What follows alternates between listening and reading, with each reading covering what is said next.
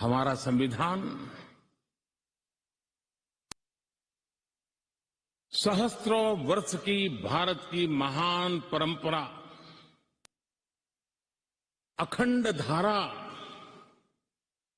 उस धारा की आधुनिक अभिव्यक्ति है।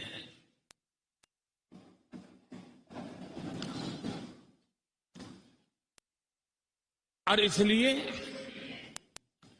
हमारे लिए लेटर एंड स्पिरिट में संविधान के प्रति समर्पण, और जब हम इस संवैधानिक व्यवस्था से जनप्रतिनिधि के रूप में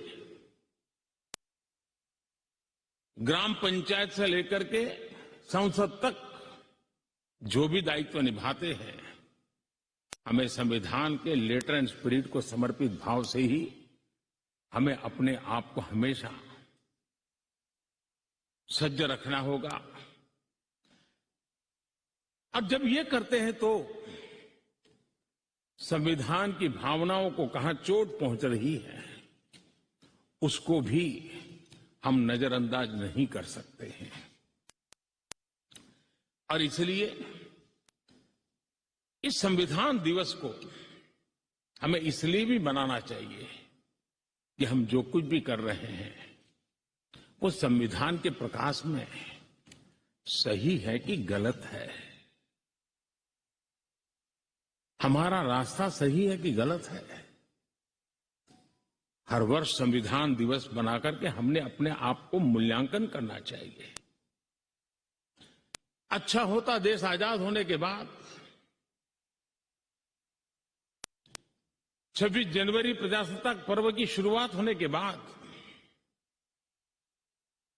हमें 26 नवंबर को संविधान दिवस के रूप में देश में मनाने की परंपरा बनानी चाहिए थी,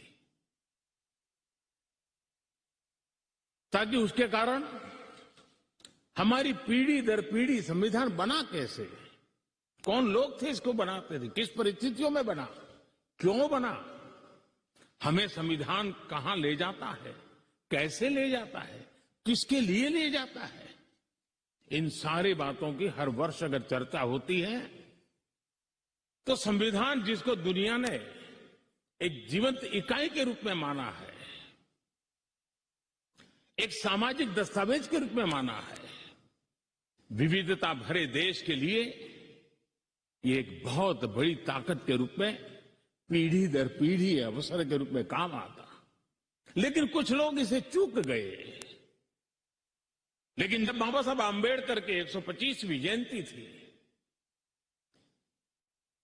हम सबको लगा कि इससे बड़ा पवित्र अवसर क्या हो सकता है कि बाबा साहब आंबेडकर ने इस देश को जो बहुत बड़ा नजराना दिया है, उसको हम हमेशा हमेशा के लिए स्मृति ग्रंथ के रूप में याद करते रहें। और इसी में से, और मुझे याद है जब सदन में इस विषय पर मैं बोल रहा था 2015 में बाबा साहब आंबेडकर की 150वीं जयंती के निमित्त इस काम की घोषणा करते समय, तब भी विरोध आज नहीं हो रहा है, उस दिन भी हुआ था कि 26 नवंबर कहां से ले आए, क्यों कर रहे हो, क्या जरूरत थी।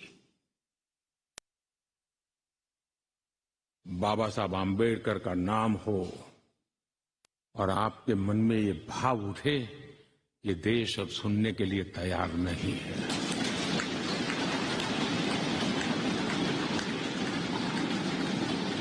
और आज अब भी बड़ा दिल रख करके खुले मन से बाबा साहब आंबेडकर जैसे मनीषियों ने देश को जो दिया है, इसका पुण्य स्मरण करने की तैयारी न होना, ये भी एक चिंता का विषय है। साथियों, भारत एक संवैधानिक लोकतांत्रिक परंपरा है। राजनीतिक दलों का अपना एक अहम महत्व है और राजनीतिक दल भी हमारी संविधान की भावनाओं को जन जन तक पहुंचाने का एक प्रमुख माध्यम है। लेकिन संविधान की भावना को भी चोट पहुंची है। संविधान के एक एक धारा को भी चोट पहुंची है। जब राजनीतिक दल अपने आप में अपना लोकतांत्रिक कैरेक्टर खो देते हैं, जो दल स्वयं लोकतांत्रिक कैरेक्टर खो चुके हो वो लोकतंत्र की रक्षा कैसे कर सकते हैं?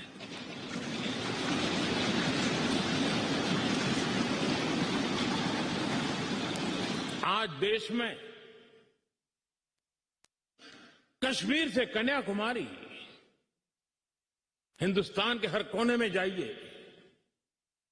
भारत एक ऐसे संकट की तरफ बढ़ रहा है जो संविधान को समर्पित लोगों के लिए चिंता का विषय है, लोकतंत्र के प्रति आस्था रखने वालों के लिए चिंता का विषय है, और वो है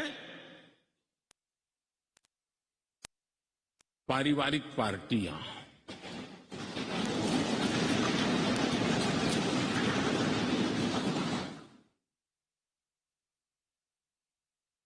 राजनीतिक दल, party for the family, party by the family,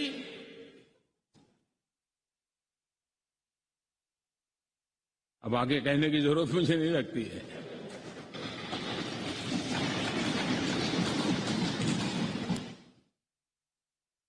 Kashmir से कन्याकुमारी हरी राजनीतिक दलों की तरफ देखिए, ये लोकतंत्र की भावना के खिलाफ है।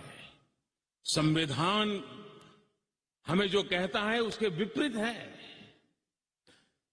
और जब मैं ये कहता हूं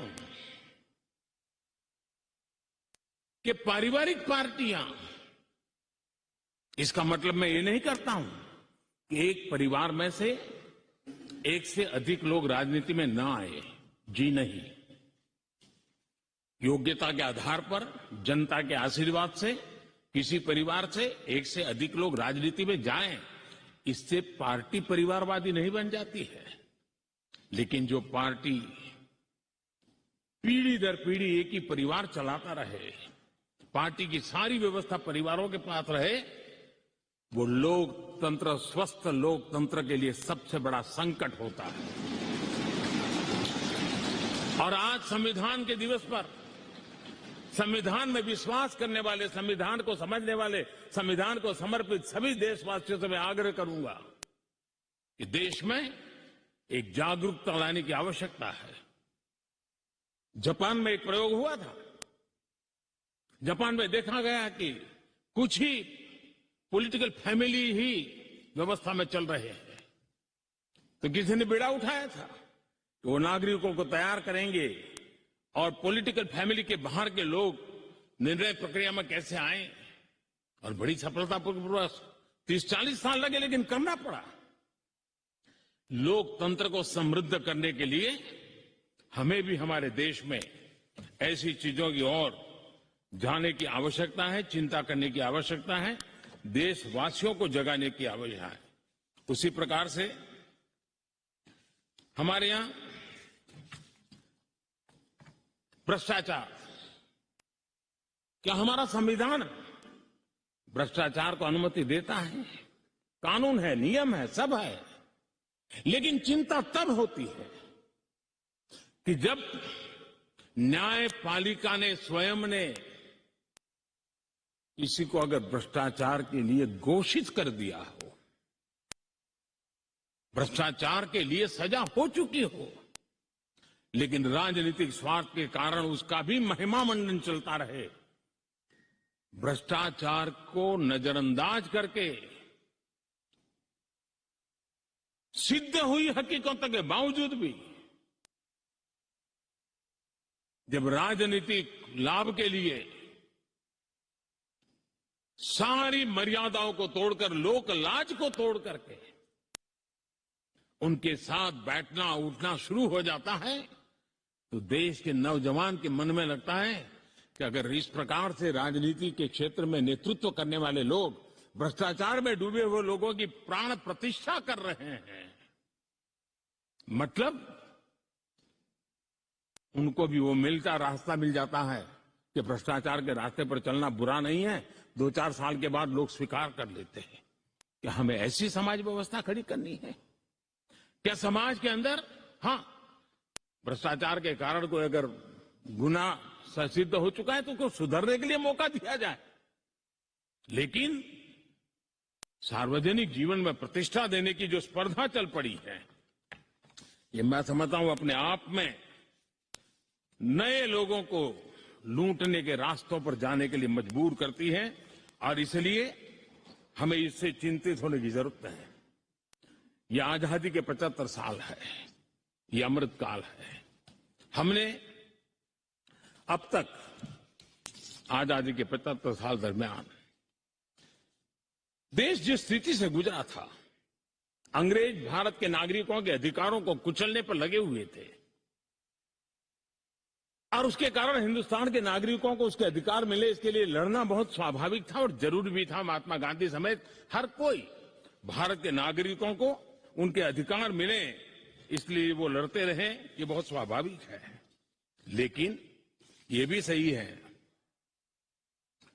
कि महात्मा गांधी ने आजादी के आंदोलन में भी अधिकारों के लिए लड़ते लड़ते भी देश को कर्तव्य के लिए तैयार करने के लिए लगातार कोशिश की थी। उन्होंने भारत के नागरिकों में उस बीज को बोने की लगातार कोशिश की थी कि सफाई करो, प्रौढ़ शिक्षा करो, नारी सम्मान करो, नारी गौरव करो, नारी को एम्पावर करो, खादी पहनो, स्वदेशी का विचार, आत्मनिर्भर भारत का विचार, कर्तव्यों की तरफ महात्मा गांधी लगातार देश को तैयार करते रहे। लेकिन आजादी के बाद महात्मा गांधी ने जो कर्तव्य के बीज बोए थे, वो आजादी के बाद वटवृक्ष बन जाने चाहिए थे।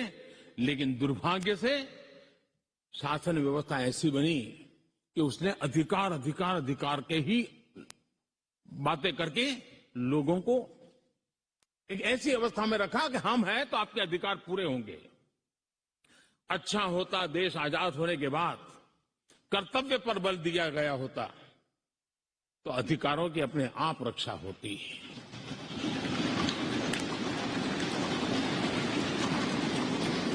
कर्तव्य से दायित्व का बोध होता है, कर्तव्य से समाज के प्रति एक जिम्मेवारी का बोध होता है। अधिकार से कभी कभी एक याचक वृत्ति पैदा होती है कि मुझे मेरा अधिकार मिलना चाहिए, यानी समाज को कुंठित रखने की कोशिश होती है। कर्तव्य के भाव से सामान्य मानवीय के जीवन में एक भाव होता है कि ये मेरा दायित्व है, मुझे इसको निभाना है, मुझे करना है। और जब मैं कर्तव्य का पालन करता हूं तो अपने आप किसी के अधिकार की रक्षा हो जाती है, किसी के अधिकार का सम्मान हो जाता है, किसी के अधिकार का गौरव हो जाता है, और उसके कारण कर्तव्य भी बनते हैं और अधिकार भी चलते हैं और स्वस्थ समाज की रचना होती है। आजादी के अमृत महोत्सव में हमारे लिए बहुत आवश्यक है कि हम कर्तव्यों के माध्यम से अधिकारों की रक्षा करने के रास्ते पर चल पड़े। कर्तव्य का वो पथ है जिसमें अधिकार की गारंटी है। कर्तव्य का वो पथ है जो अधिकार सम्मान के साथ दूसरे को सुपुर्द करता है, उसके हक को दे देता है। और इसलिए आज जब हम संविधान के दिवस को मना रहे हैं, तब हमारे भीतर भी यही भाव निरंतर जगता रहे कि हम कर्तव्य पथ पर चलते रहें।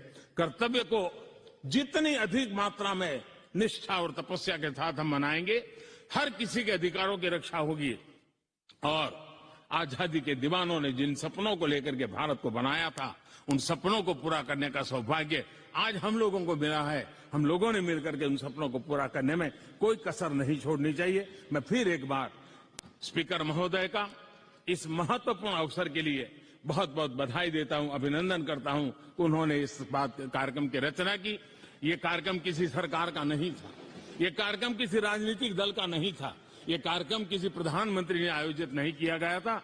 ये सदन का गौरव होते हैं स्पीकर, सदन का ये स्थान गौरवपूर्ण होता है। स्पीकर की एक गरिमा होती है, बाबा साहब आम्बेडकर की गरिमा होती है, संविधान की अपनी एक गरिमा होती है। हम सब उन महान पुरुषों को प्रार्थना करें कि वो हमें शिक्षा दें ताकि हम हमेशा स्पीकर पद की गरिमा बनाए रखें, बाबा साहब आम्बेडकर का गौरव बनाए रखे और संविधान का गौरव बनाए रखे, इसी की अपेक्षा के साथ आप सबका बहुत बहुत धन्यवाद।